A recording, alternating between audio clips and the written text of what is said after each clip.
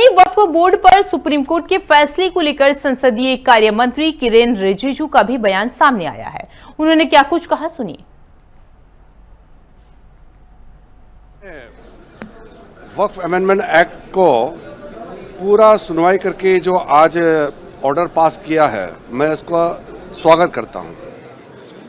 Supreme court को पूरा विषय का जानकारी है, बहुत विस्तार में पक्ष रखा। सरकार के ओर से हमारे सॉलिसिटर जनरल ने विस्तृत रूप से एक्ट में जो प्रावधान है और उसका मंशा, सरकार का जो सोच है, उसको भी सुप्रीम कोर्ट में रखा है।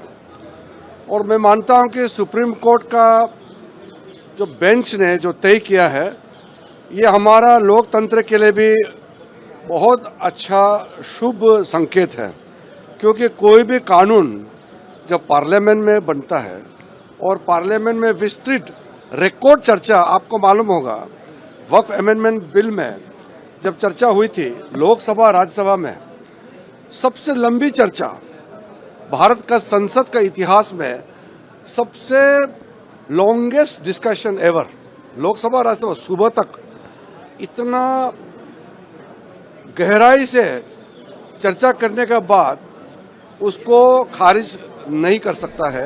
यही सुप्रीम कोर्ट ने आज मोहर लगाया है।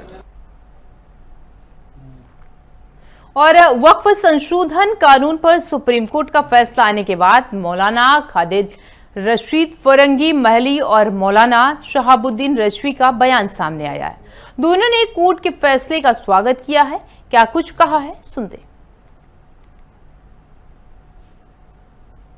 2025 पर अपना फैसला सुना दिया है। मैं सुप्रीम कोर्ट के फैसले का इस्तकबाल करता हूं और हमें उम्मीद भी यही थी कि सुप्रीम कोर्ट गरीब, कमजोर, लाचार मुसलमानों का ख्याल रखते हुए अच्छा और बेहतरीन फैसला देगी। और चूंकि वक्फ की जमीनों पर जो अमीर लोगों का कब्जा है, नाजायज कब्जे कर रखे हैं, वक्फ बोर्ड ने घोटाले कर रखे हैं, तो इसका हिसाब किताब भी होना जरूरी है। आज वक्फ अमेंडमेंट एक्ट 2025 के सिलसिले में सुप्रीम कोर्ट ने जो अपना इंटरिम जजमेंट दिया है, उसमें हम लोगों की जो डिमांड थी कि इस पूरे एक्ट को स्टे किया जाए, ऐसा नहीं हुआ है। लेकिन उसके बावजूद भी कई ऐसे अहम बातों पर, ऐसे अहम प्रोविजन पर कोर्ट ने स्टे लगाया है, उसका हम लोग वेलकम करते हैं। और अभी फाइनल फैसला आना बाकी है और हम लोग ये उम्मीद करते हैं कि फाइनल जजमेंट में कंप्लीट हम लोग को रिलीफ हासिल होगी। और आज के भी जजमेंट में जिन बातों पर स्टे लगाया गया है, उसमें प्रोविजन सेक्शन 3 और 4 पर स्टे हुई, और इस बात पर स्टे लगाया गया है कि जो 5 साल का प्रैक्टिसिंग मुसलमान होने की शर्त थी, उस पर रोक लगाई गई है। और जो over riding power district collector को दिए थे किसी भी प्रॉपर्टी को वक्फ डिक्लेयर या फैसला करने के लिए, उस पर स्टे हुआ है।